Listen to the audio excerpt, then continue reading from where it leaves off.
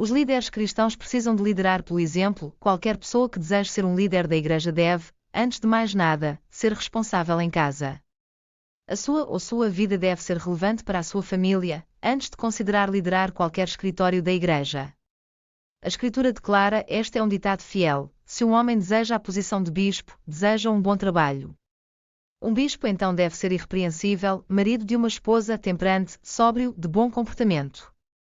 Hospitaleiro, capaz de ensinar, não dado ao vinho, não violento, não ganancioso por dinheiro, mas gentil, não briguento, não cobiçoso, alguém que governa bem a sua própria casa, tendo os seus filhos em submissão com toda a reverência, pois se um homem não sabe governar a sua própria casa, como irá cuidar da igreja de Deus, não um noviço, para que não se ensoberbeça de orgulho e não caia na mesma condenação que o diabo.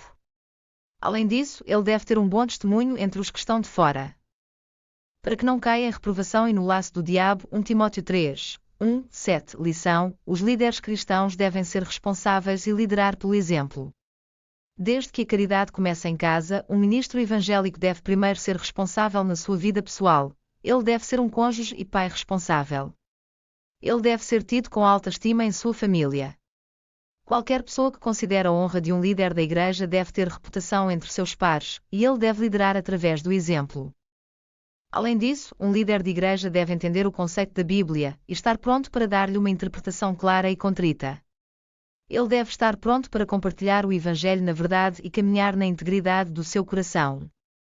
É entendido que algumas pessoas erroneamente seguem seus líderes de igreja mais do que seguem o próprio Jesus Cristo. Portanto, o desafio de tal líder liderar pelo exemplo piedoso é primordial. Os membros da igreja não devem descarrilar em uma armadilha de fogo infernal.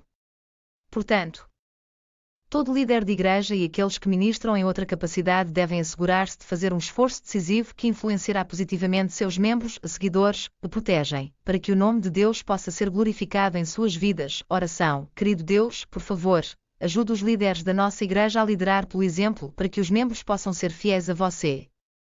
Ajude os nossos líderes a liderar através do exemplo.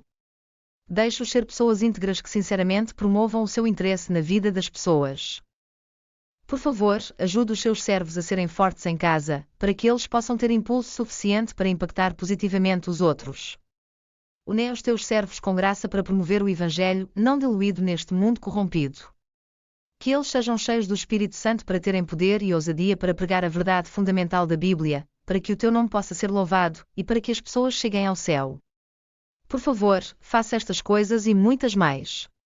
Porque em nome de Jesus Cristo eu faço os meus pedidos. Amém.